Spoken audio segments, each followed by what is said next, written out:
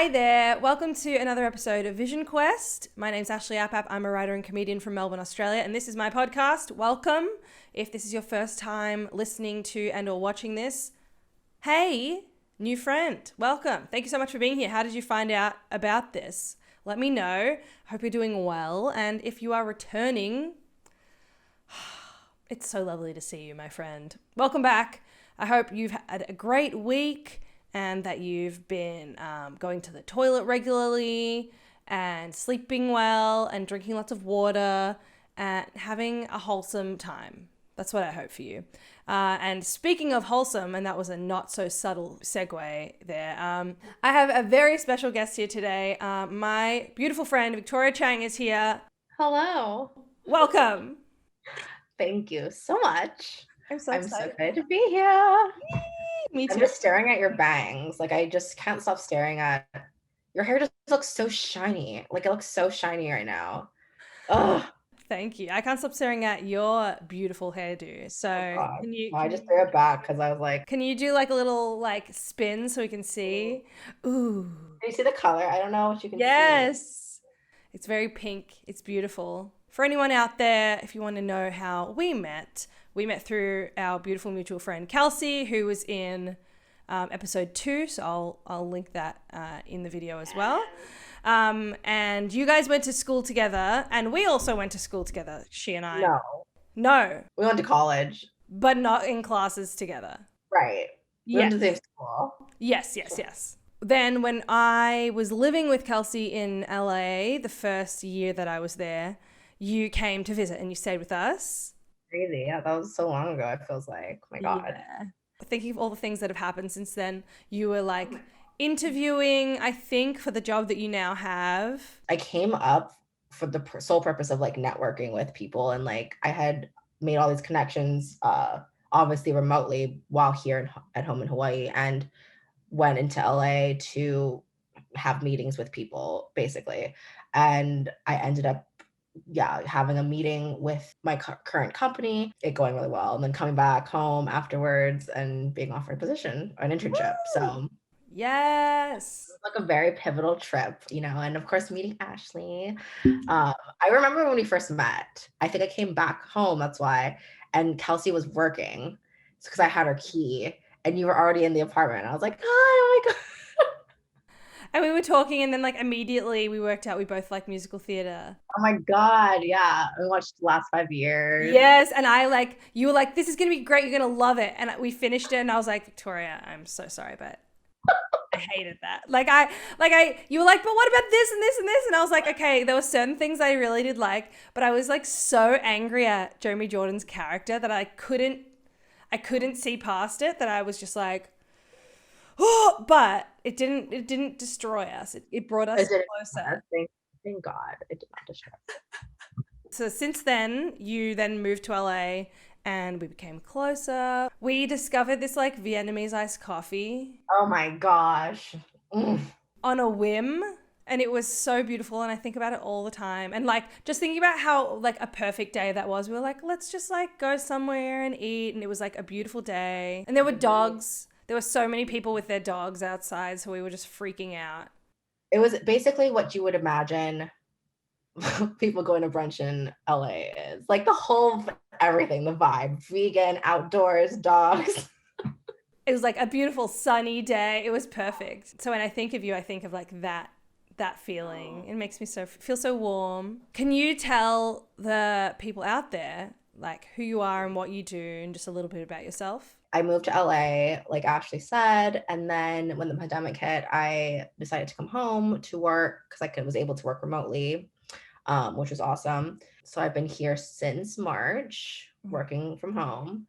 I do social media, so I do social media marketing, and I'm a coordinator, at this digital marketing agency there in LA. And I also have my little side hustle, and I do basically like consulting, coaching, and like social media management for creatives, like specifically, it's kind of more targeted towards women, all the services, but like female creatives who just kind of need an extra pair of eyes and hand in creating a social media strategy and creating content and having some kind of management on their accounts so that they can grow their brand and their business. So that has been in the works for a while and I'm still working on it, but I'm almost ready to like kind of like throw my baby out there more legitimately anyways, because it's there, like I've been doing this, but like kind of putting more substance backbone to it. Yeah, that's kind of where I guess that's it. I work a lot. She does, really. You work like so much. Okay, let's just get right into the questions. Okay, awesome. The first one is, okay, what did you want to be when you grew up, and why do you think that is? I remember playing the game of life constantly. That was like okay. I Like, love the game of life. it's the best game ever. We had like the whole game board. I would set it up. I was always the same orange car, and I even had like the Game of Life video game that I would play constantly, like on the computer. When it used to be where you had discs for games, and um, so I remember I would always want to be a doctor. Like I wanted to be a doctor or an artist. It was always doctor as the career card or an artist. The complete opposites of each Complete other. opposite. And then I don't know where down the line I just realized like I loved medical shows. Like ER was like my favorite show. But I think I realized, I think maybe from watching that, like I could never actually be a doctor just because I didn't like the gore of all of that. Mm-hmm. But maybe I liked the drama. So like the whole artist kind of thing tied into that. Um, and then I think it transitioned from doctor to, performer artist. And I still feel like that's my passions, of course, still performing arts and dance and theater, musical theater. But, as you grow up, you kind of also bring in other passions and goals and career aspirations. So I guess I'm kind of doing what I wanted to do when I was younger in a sense, right? Where it's like I'm able to be an artist in my chosen career, social media, you're able to create and stuff like that.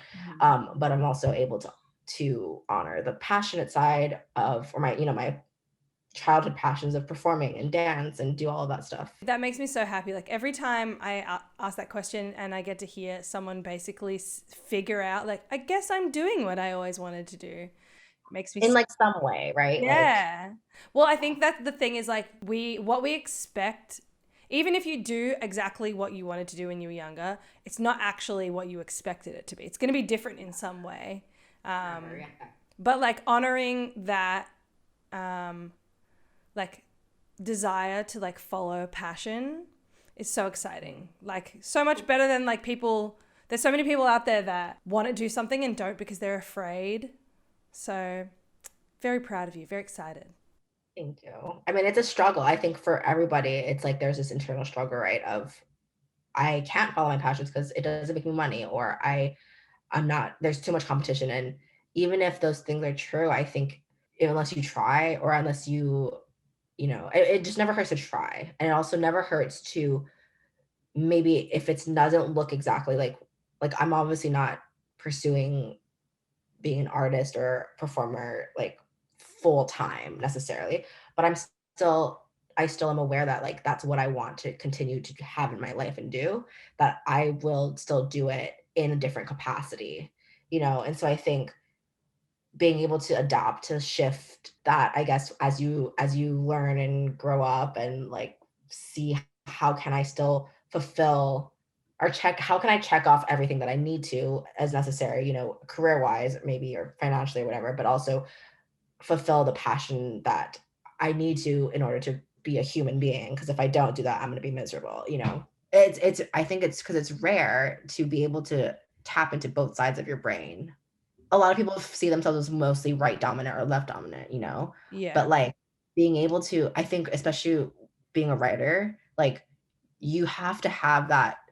Okay, and see, this is where my right side of my brain's a little bit more dominant, where like I think it's the left that's more like analytical type, right? Yeah, I think so. So I feel like there's a lot of analytical needs when you're writing, but to be a good writer, you have to have that, but also have the creativity, which is the right side. No, for real. And the fact that you can do all of this, like sound stuff and like, that's a lot. That's both sides of your brain at work, Thank girl. you. If anyone's wondering how we got to this, because I'm sure I'll have like a weird jump cut, it's because I forgot that my headphones weren't plugged in and it would affect the audio. So I just put them in. So that's that. Question 2 is, what's your favorite thing about yourself? Yeah, I really am into my hair right now. I'm into the length, the cut, the color, the little like sort of curtainy bangs. It's just not styled today, but you know, I'm really into it. It's a vibe. It gives me, yeah, it just gives me a new energy that before I didn't have. Like I feel Yeah. powerful. I feel like a boss bitch, you know? Yeah, I was about to say it's like bad bitch energy. Yeah, it's bad bitch energy to like end the year. So And I feel like you definitely had that before. So don't get it twisted. You had it before. it's just coming out now. Yeah, Now that exactly. It's like yeah, you're not the first person to amplified. say that. It feels like it's just been enhanced. Like it's like it was a seed inside of you, and then like you poured some like pink dye on it, and it bloomed. Yeah. Hair always, whenever I do my hair, like change my color, it always makes me feel a different way. So I just haven't done my hair since like beginning of last year. Yeah, So like color wise, really. I've never dyed my hair. Wait, really? But like I don't know. I like my natural color, and every time I ask someone, because I think I want like I really like the pastel colors and stuff. So I've thought about it, but and if every time I ask someone, they're like, I don't know. I like your natural color, and so I'm like, I don't. I'm so indecisive. Like this is the same reason I don't have any tattoos. Like I love tattoos, but unless it's something that I'm like, I know I want this and will never not want this, I can't make a decision. Like it's really hard for me.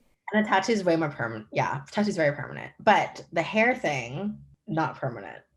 Well, maybe when I do decide to cut my hair to like here, maybe I'll do like an ombre dyed situation. Maybe I'll just copy you.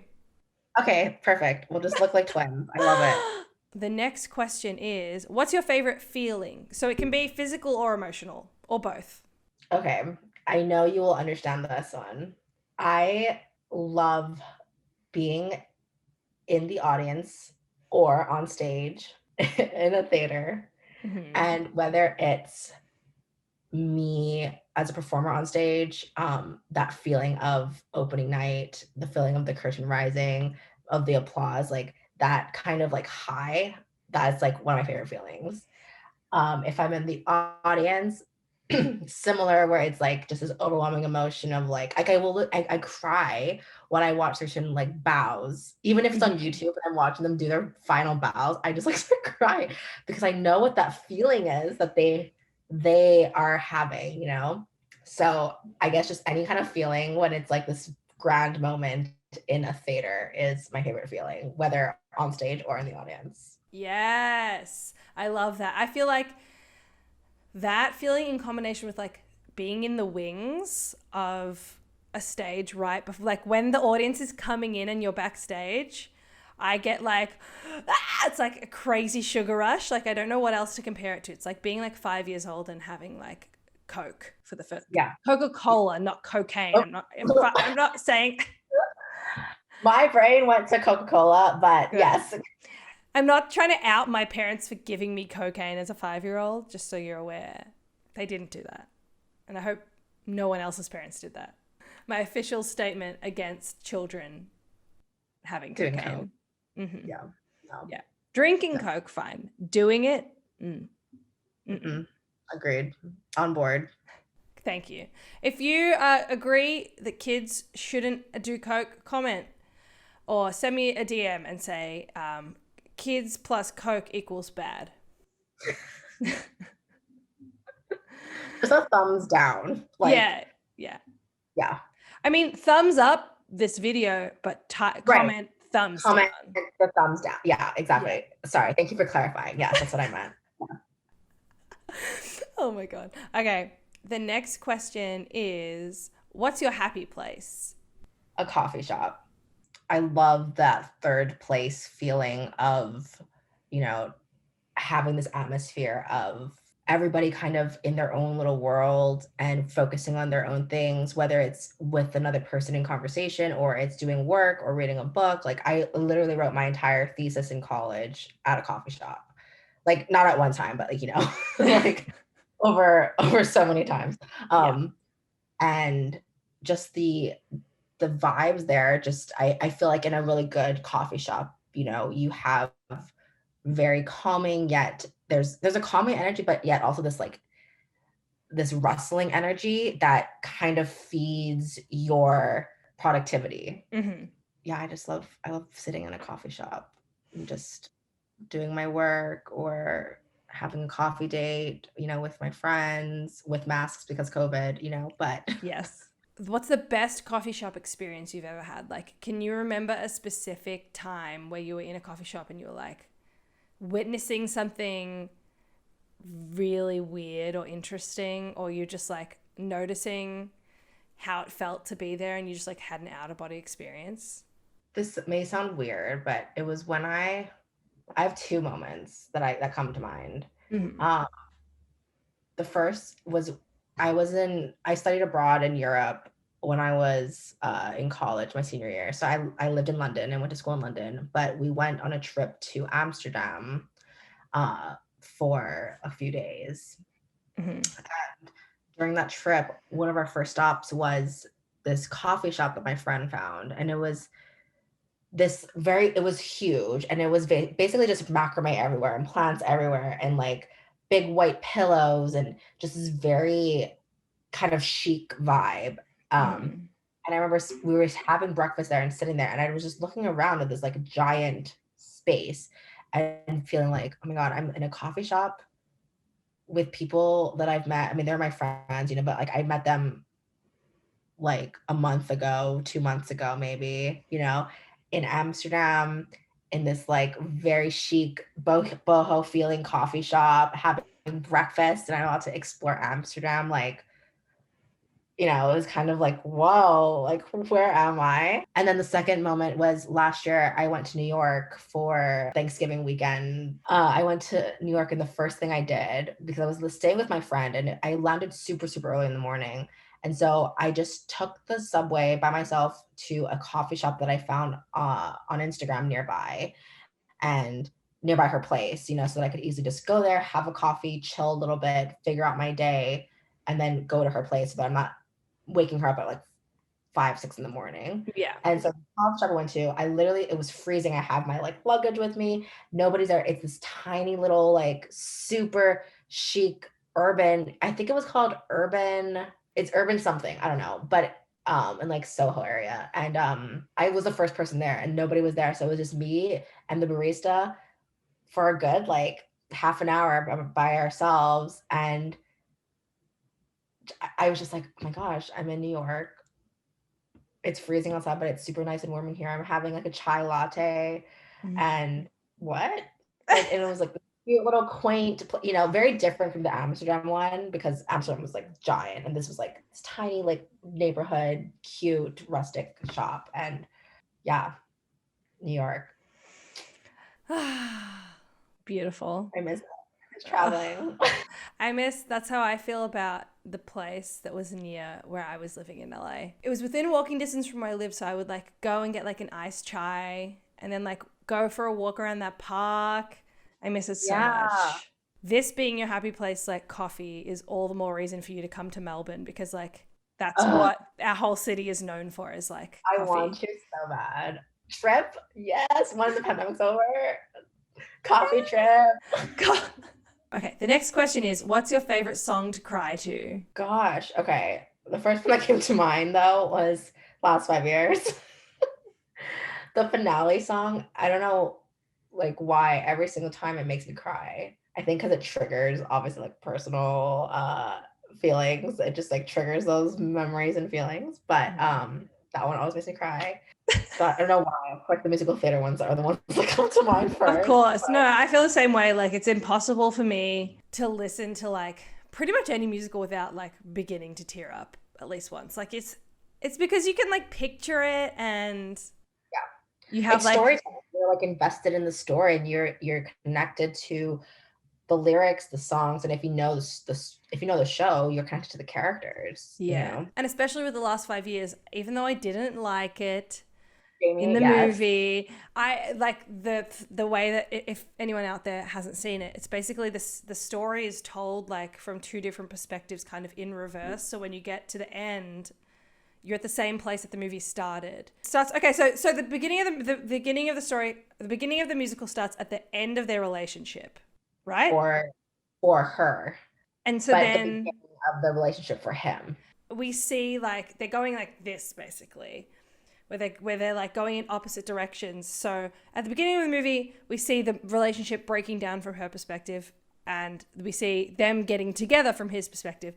Then by the end, we see them only like how they met from her perspective, and then how everything fell apart from his perspective. So like, I think part of the reason why that one's like so powerful is like you see in every aspect of their relationship. It's not just like a normal story where you like have seen them fall in love and fall apart. You like know both versions of the story and like every single thing that added to it, which is like not what you usually get out of like any story really. So it's it's like a very smart thing.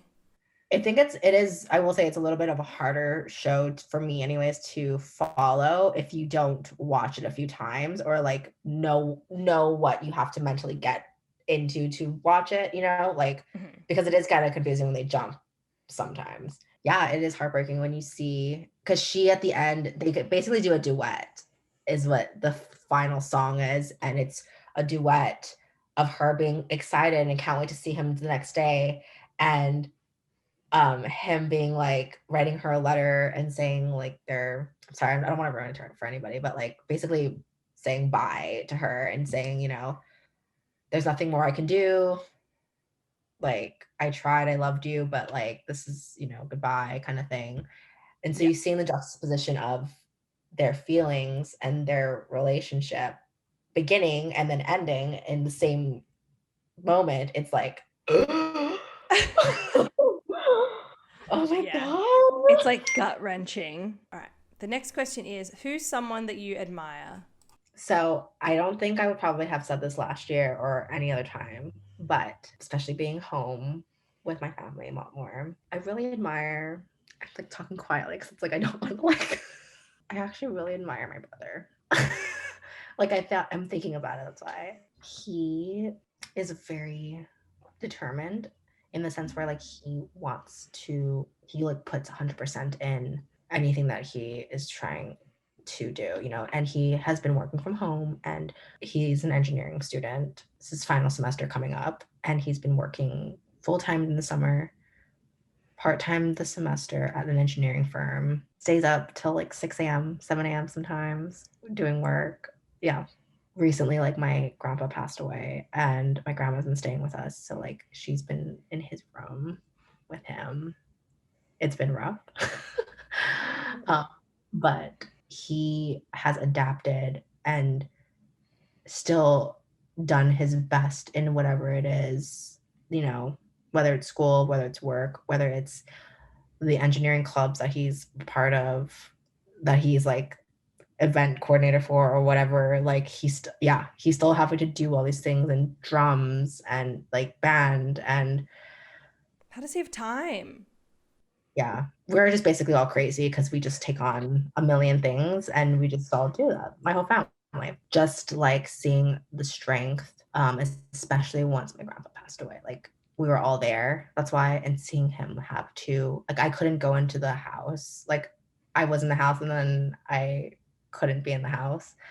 But like he was able to be in the house and like be there with my grandma, and like I'm just seeing him kind of really grow up and shift into like a man, an adult in a sense, like not fully obviously, but still he's like maturing. Nobody needs to know this though. Like I'm sorry to tell you, people are going to know this.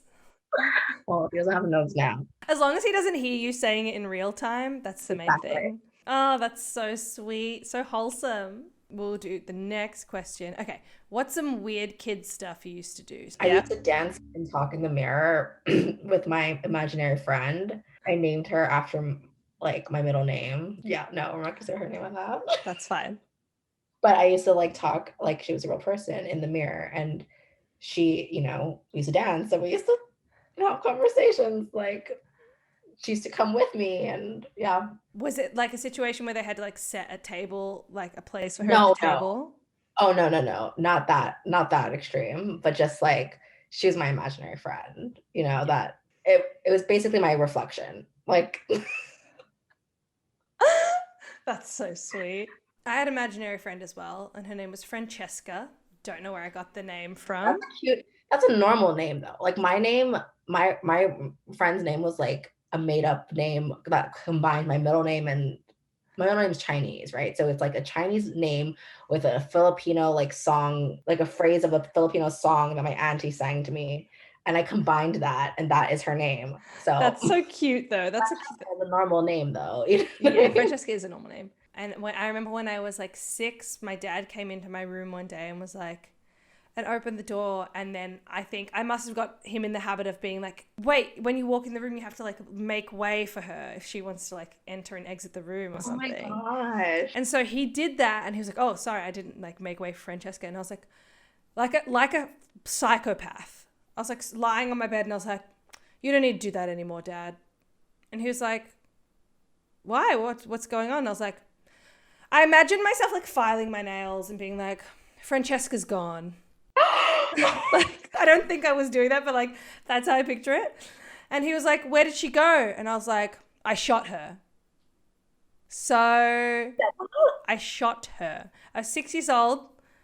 So that means that I had an imaginary gun to kill my imaginary friend. What did your dad say? He was like, why? Like, what did she do? And I was like, she was getting annoying. Savage. Yeah. Scary. Ashley had sex was scary. Yeah, I was scary. That was the same age that my sister came in my room once. I had like a really high fever, and I was just like sitting up in my bed asleep but with my eyes open, and I was like, and she was like, you've been possessed. But I was just like, had such a high fever that I was like, fell asleep sitting up with my eyes open. Oh my God. I think I was a demon. It just like possessed your body, your childhood. And then I just can't believe you said I shot her like that. Exactly. How did I even know what like shooting like someone was? She's gone. R.I.P. Bye. Bye, bitch. Bye, Felicia. Bye, Francesca. The last question is, do you think aliens are real? Yes. 1,000%. Amazing. Because how can we think that we're the only like living beings on one planet in this entire gigantic universe galaxy? Like we can't be the only living beings. I just think we know what aliens actually look like, or Yeah, and we like probably won't ever find out. And like the idea that they could look like nothing like what we think they look like. You know what always interests me is like the idea of like parallel universes, and imagine if there's just other versions of us. Yeah. And that's the aliens, because it's just alien just means like foreign, right? Like it's like a foreign being. So what if the other planets are us in a parallel universe situation? Imagine if the parallel universe is one where COVID never happened. Hate that that's not what's real, but would love that. Right. Seriously. A parallel universe where like all those jobs that I was offered, I actually got them, and then like somehow I was like, come on, and then like you were doing all the socials for Netflix, and then we were just like making all the money in the world. And oh my God, Netflix is hardcore. I don't know if I could do. Yeah, they're so big, yeah. I think a lot of times, just in general, right, we get upset or frustrated or sad, about how a certain situation ends up being, and it's very valid, and it's in no way negates or it in no way says that we shouldn't feel all of those things. So we 1,000% should. But I think it always, from my experience anyways, after a lot of time has passed, I've always looked back at that situation and how I felt or reacted. I'm like, this was meant to happen that way. Like, Yeah. this job wasn't supposed to be mine, or that person wasn't supposed to be mine, or, just all of that. Like, I look back and I'm like, thank you. Like, Yeah. even Everything though, makes sense. yeah, it always like ends up making sense some way, somehow. And if there is a parallel universe version of us with the things we wanted at the time all worked out, maybe we wouldn't be as good people as well. Maybe because we didn't like have things to learn from. So maybe in that universe we have everything we want, but we're like a narcissistic assholes. Maybe. But what about the people that are those now in our world? In that world, they would be I guess we would like switch positions. Okay. Ariana Grande's positions is the final answer. Okay, so now we have come to the time where we are going to discuss your topic. So what would you like to speak about today? I would love to talk about something that I talk about all the time because I'm very passionate about it, is mental health. Um, Yes. I think it's slowly, there's still like this very big stigma about mental health. But like Ash and I talked earlier about how, especially this year, a lot of people have been forced to kind of sit with themselves, and they're alone in their thoughts, and they're alone in, they're put forced into a situation where they are not super busy constantly. And I think we are so programmed, right, to always be on the move and always be doing something, that when we've been forced into this kind of, I mean, obviously it's a pandemic and a lockdown, but like we're physically forced into not being able to keep busy. We're alone with ourselves and we have to face ourselves. And so people have been recognizing that they have, a lot of triggers and feelings that they didn't address prior, that they are starting to address. Um, this is obviously just speaking from my experiences with my friends that, I've spoken to, and they've said, they're talking about more things. They're realizing this, they're going to therapy now. They're, all these awesome things for growth, because they've been paying more attention to their mental health. I don't know. I just think when we talk more about it, it destigmatizes having those kind of issues. And it also allows us to be more empathetic, understanding, and caring humans. Because when we really think about mental health as a larger issue, and again, like, I'm no psychologist or therapist or anything like that. This is just from my, own experiences dealing with it. Like, I have really, really bad anxiety, and I recently started taking medication for it. And I was for a long time not really wanting to because I was afraid of the side effects. But even if it's not curing my anxiety, it's helping take the edge off just slightly. And even if, I feel like that in itself is helpful combined with therapy. Um, Mm-hmm. so like, just from my experiences with it, we're allowed, we're realizing that everybody kind of has something mentally or emotionally that they can and should pay attention to. That's just from my perspective. It's not a bad thing at all. It's just, that's just how society, the generation and that we live in, especially the, that we're brought up in and our society now. Like, I think everybody has things that they should and can work on when it comes to their emotional and mental state. Yeah, definitely. I have anxiety as well, and have like been in and out of therapy consistently for the last like decade. But the first time I ever saw someone, I was 10 because I was like being bullied, and there was this like, it was just like it was like a weird thing, but like it's never been. I feel really grateful that like my parents have always kind of encouraged me to do that, and like it's not like a weakness to seek help or anything like that. Yeah, totally. Which I really like about like our generation of I was gonna say kids, but we are grown-ups now, sadly.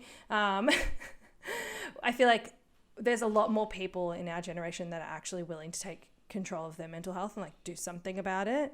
And like I really think every single person on the planet should have access to therapy. It should be like a normal, like even just like monthly. I think I've noticed that people, even without mental health issues, like, you know how you just meet some people, I mean, right now as well, like it's like an epidemic. Everyone, it seems, especially our age range, has experienced some form of mental health, if not with them in their own experience, like they definitely would at least know someone who has. Secondary, right. Yeah, exactly. So it's like more rare to meet someone that like doesn't quite understand it. But I feel like even in those instances, like for example, like my mum is someone that I think is just like, and just from our conversations and stuff, she's always been very supportive of me, but she's never really experienced any version of that. But like, I think it would be beneficial for literally everyone to just have someone to talk to that has nothing to do with them personally, because like the stakes are so different when you're like venting about your problems to someone who is like invested in your life and wants like the best for you, or like wants you to make decisions that are going to benefit you. Whereas like if you just talk to someone who has like absolutely no connection to you, it's such a different experience, and that it just allows you to talk about what you're feeling and get it out. 1,000% could not agree more. Like, yeah, I think therapy is not just for severe issues or severe situations that, you know, you may be feeling or going through, but like, it's good to just go and talk to somebody that's a third party that knows what medically or, you know, is professional help that is, you know, in an unbiased kind of position, as opposed to like your friends or your family. Yeah. um yeah, I think therapy is amazing, and I wish people, you know, and like you said, like our generation definitely is a lot more open and willing and understanding of like going to therapy and recognizing that they, you know, if they need to get help and everything. But I still feel like there's like a stigma behind, you know, there's this like uncomfortable, like not ashamed, but like just it's not outwardly like, oh yeah, I'm going to therapy, like I'm going to see the doctor, or you know, it's not the most out there kind of comfortable thing to say or to announce, I guess. Yeah, to like be fully open about. I feel like I have some friends where that's completely normal for us and that feels really comfortable and like safe. And then I like know some other friends who are, you know, in therapy or doing whatever their version of taking care of their mental health is, but don't like to talk about it at all. And I think that's also that's valid. That's like everyone's experience Yeah, is like, right. and decisions are reasonable and okay in their own. But I agree. I wish it was a version of It was life just like where, normal. Like it was just yeah, super normal. Like I'm gonna go to the grocery store, like, or you know, I'm even just saying out loud, I think, oh, I need to take a mental health day, or I need to practice more self-care today because I can't, you know, I'm too stressed or whatever. Like prioritizing, I think, our mental health is something that our generation has done a lot more than previous generations, or, you know, in the past time, even time wise, like nowadays, it's a thing. Um, but even I find myself overworking myself and not taking those mental health days, even if I know that I should, because yeah, I think I sometimes feel like I don't, it's like, okay, I know I need to, but in practice, it's a lot different. yeah. Even though like we've talked about this before, like where you're working is like very good about like respecting what people need and like being open Right. in that way, which is like it would be really great if all workplaces were like that. But the fact that there are a lot of places that people work where they can't do that is really difficult as well. Like not only would it make the employee able to work more efficiently, but it would make like the relationship between the employer and the employee better if like everyone could just be open about like, hey, I'm going through this thing, or like, hey, you seem a bit overworked, why don't you just like take a break, or like, can we talk about it? Like in my last job, my boss was really really good about like pulling us aside if he thought like, hey, you seem to be going through something at the moment, like do you need some support, or like to work less or more, or like what's going on, which is like so rare, but it shouldn't be. Right. Agreed. Agreed. Okay, so I have a question which will combine kind of worlds for you. So how do you feel about like the combination of social media and mental health? Because obviously there's like so much evidence that it's like making it worse. Yeah. So yeah, what do you think about all of that? I think it's so interesting because, yeah, like advocate so much about like mental health and taking care of yourself and self care and all that stuff. But then I'm also like, yeah, but I do social media, like, and I'm on it 24/7, feels like. Um, but I think, it's a boundaries thing. And that's something I personally am also learning for myself how to better set. Same. I feel like only in this past like year did I even understand what boundaries were.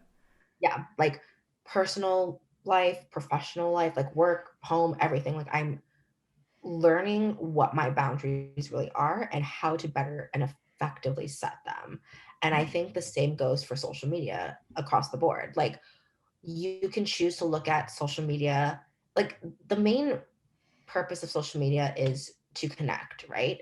It's to effectively storytell and tell your story and connect with others through this digital medium.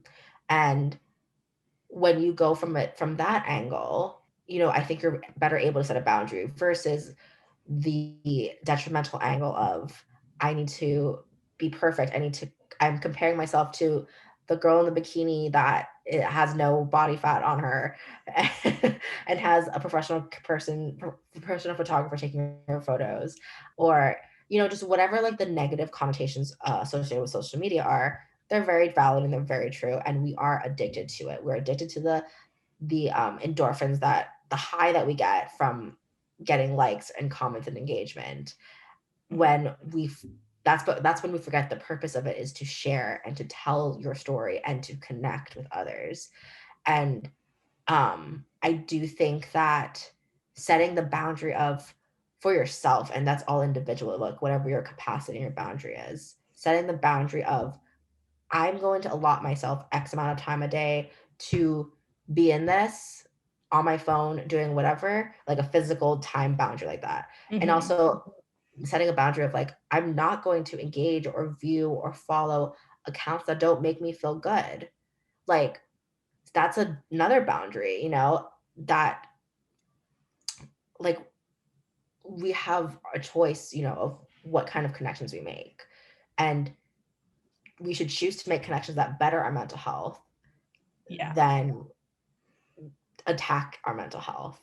Um, so agreed that social media can be very toxic and horrible for mental health and everything. But I do think that when we set proper boundaries in, those areas, there is so much good that can come from social media use. And Yeah. we need to kind of, I think as an industry, but also just as a society, we need to kind of go back to that thinking, which is kind of why, like, I mean, we were both on TikTok too. And like, that's the one thing I kind of love about TikTok is that it doesn't feel like this pressure. It just feels like I'm creating to create for myself Mm-hmm. and to share that, and there doesn't feel like this extra pressure of other social media platforms where you're having to, you know, be perfect or perform a certain way, or I mean, we still put effort in, of course, because we create, but like, there's It's not. different. It's also like the way that even just the way the algorithm works of Yeah, like the exactly. stuff that comes up on your For You For page, you. Mhm. it doesn't feel toxic in the same way. I'm sure like there are definitely parts of TikTok and like all of the internet where bad stuff seeps in. Yeah. But compared to like, I feel like the thing with Instagram is what you said about like unfollowing people you don't actually like, who don't enhance your experience on the app is not something most people even think to do. People just like, if anything, I feel like a lot of people like hate follow people, like, and just like keep someone on their feed that they don't get anything from except for looking at them and being like, oh, this person's so annoying and so fake or whatever. It's like, well, Well, if you feel that way, like, wow, oh my God, this person's perfect. I would never look like this person. Like, if that's defeating your self-esteem by looking at their stuff, like, don't look at it. Yeah, absolutely. Why would you want this thing that you spend like so many hours a week on to be bringing you down when you could just be like, oh, cool, pictures of dogs. That's what I want to look at. Great. Well, then that's what you should be looking at. I just want to watch videos of dogs, and that's it. Yeah, videos of dogs. Okay, so in terms of the pandemic and like what you touched on earlier about like obviously very natural thing for a lot of people's mental health to be affected in this time. Yeah. What is something that you have been able to do for yourself? Obviously, getting on medication and being in therapy are excellent things. But what are some things that you think that would be like universal that you could recommend to people that you've kind of adopted in this time? In the pandemic specifically. Yeah, I think so. Because like at least like here in Melbourne, we're kind of like semi back to normal, but like most places in the world are still not. We're still like, yeah. Yeah. I actually wrote about something I've been trying to do on an Instagram post recently. And it was like, because working from home, you kind of feel confined to your house. I mean, we're obviously like not really, wanting or should be going outside that much anyways, but like we really feel confined because you wake up, you sleep here, you eat here, you work here. Like, there's no kind of leaving. Yeah. So there's very much mundaneness to working from home in this pandemic, especially. And so one thing I started to do that I think is something people could adopt universally is, when you wake up, find one thing that you're going to do later on in your day that you can look forward to. And for me, that could be making a really nice cup of coffee, making it fancy for myself, or knowing that like tonight I'm going to do a face mask and wash my hair, and I don't know, just something. It can be small, it could be big, like to look forward to though, that will kind of help motivate you throughout your day, and not feel so much like, even if we're physically confined and trapped, we are still able to escape here, even if it's just for a few minutes to get coffee, Yeah. whatever that moment to look forward to is. Yeah, definitely. I just make a disclaimer, like I'm so not like any therapist or anything. Like this is again just all from like my own personal experiences and how Yeah. I've been dealing with stuff. So don't take any advice that you don't think is like. Yeah, of course. But at the same time, like it's even just us, this you making mental health your topic is like a good thing to like perpetuate what we were saying before about it being like more normal. To just talk about it. Yeah. I think just remember that even if you can't, like mental health is just as much an illness. Mental health issues are just as much illnesses or problems as like physical ailments are. We just are not able to see it. And I think when we kind of shift our thinking to really adopting that train of thought as like a norm, that this is a problem, we just are not able to see it physically, I think there'll be a lot more opportunities and a lot more care and a lot more uh kindness shown to people. Yeah, definitely. I think so too. I really wish like I just wish that people that were older than us and people our own age as well, but like I really wish the people that kind of really believed the stigma around it could have some way of like breaking that down so that they could understand how like important it is to deal with this stuff, because I feel like there's so much like, especially sorry, but so much toxic masculinity that I feel like is made so much worse by people not talking about their feelings, like not just males or like people who identify as men, but I think there's like so much stigma around like talking about your feelings as a guy usually on top of that, and like even like an older guy, you know what I mean? Like I feel like our parents' generation, like there's very few dads, for example, that I would know that like would even consider going to therapy, you know what I mean? Even if they don't have mental health issues. Right. Right. Which is sad. Pour one out for all the dads out there. Okay, so then my last question is, are there any, once again tying social media into it, are there any social media accounts that you would like to like recommend for people to follow that like kind of are mental health leaning or like? Yeah, actually, like this is the only one that comes to mind. But I follow Mandy, who is your virtual BFF, basically. That's literally her like her title. Mm-hmm. Um, she is super motivational and inspiring, and she has on her website, and I opted into it. It's basically like you can sign up for text, and she'll like text you these like I think I actually got a text today. Like she'll just text you lines or a like phrase that kind of motivates you or is like a positive mantra. Mm-hmm. And I think she's super inspirational in that sense because she's super approachable, she's super positive, but also real about like the struggles, that like mental health issues can bring about. Her handle literally is just Mandy. So Cool. Mandy, if you see this, I love you. Thank you so much for always exuding positivity and sharing and being raw and vulnerable and real. And no, I like Stacey, like I love her. There's others, but like she's honestly the top one that I would recommend. Yeah, she's just really cool. I like her. Yes. I feel like I've recommended this podcast so many times as well on different things. It's called Just Break Up. It's like meant to be like a relationship podcast, but it's also, they just talk about so many things and they talk about it with such care and always consider like people's mental health and people's like just well-being.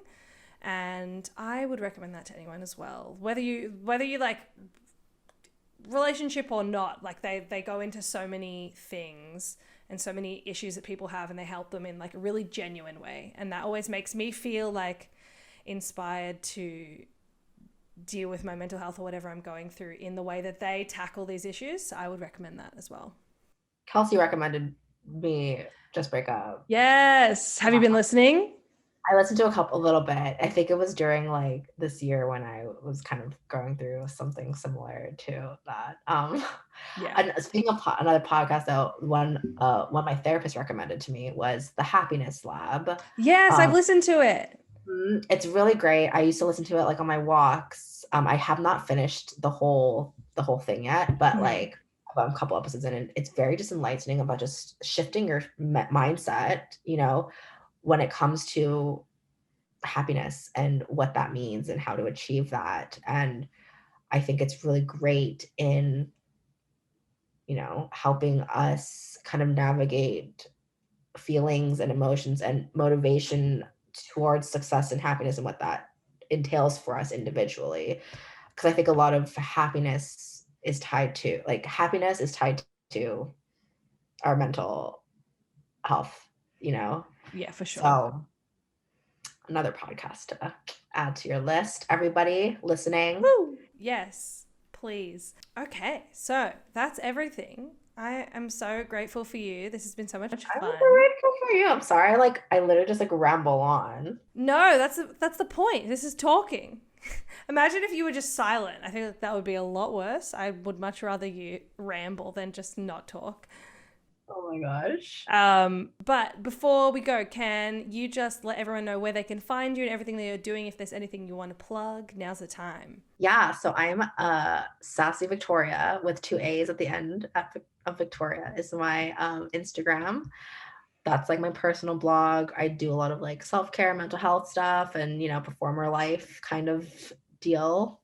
And then at vsocial.co is my social media management and consulting coaching kind of biz baby. That's just kind of getting started. So have a look. Yes. Go follow both accounts. The tips that you've been posting on V Social Co have already, like, I've been like, I didn't even think about this. Like, you did one recently that was just literally like every 2 weeks you should plan out what you're going to post. And I was like, oh, that's so smart. Like on my Instagram, at Ashley Crap App, if you want to follow everyone, I'm trying to have like an aesthetic, and almost every time that I'm like, okay, I need to like post on this day, I wait to like the last possible minute, and then I'm just like stressed and scrambling. And if I don't have enough time, then I'm like, oh, well, I'm not going to be able to do what I wanted to do with this. So like, that's a really helpful tip. Yeah. And I mean, everybody kind of has a different approach to like content batching and stuff, which is kind of like, the planning and batching all of your content and creating it ahead of time. I just like the 2 weeks just because it feels a little bit more manageable than like a whole month. And it kind of gives you flexibility, right? In case you want something happens or you need to like adjust things. You're not having to adjust a whole month worth of scheduled content planning. Yeah. You can just rearrange a couple weeks. But I'm glad that was helpful. Yeah, it was super helpful. I like still haven't actually implemented it, but I was like, okay, well. Well, you know where to find me, and I can totally help you out. I would love to. You know that. And everyone else as well. Follow her pages, and then also if you need any assistance, hire her, please. I'm available for hire. Woo! And thank you to anyone out there watching and or listening to this. Thank you so much. Once again, if you want to follow me at Ashley Crap Up on everything. Episodes every Wednesday. Sometimes they come out on Thursday if there's like an issue and there's an editing issue. So just bear with me if that happens. And if you are watching this on YouTube, please give this a thumbs up and subscribe if you want to. Why not? Why not, as Hilary Duff once said. And then if you are listening to this wherever you listen to your podcasts, feel free to give this like a rating and review and whatever. I honestly don't know how that works as much, but that's fine. That's just be nice to me is my point. Be kind. Be kind. Yes, exactly. So Victoria, thank you so much for being here. I miss you. I love you. And I'm really grateful for you. And now we pray that we will be reunited. I know, I was just saying that we can be reunited soon. I hope so. All right. Well, thank you so much. Have a beautiful day, everyone. Oh my God. Anytime. So grateful to have you. All right. Bye. Bye. And scene.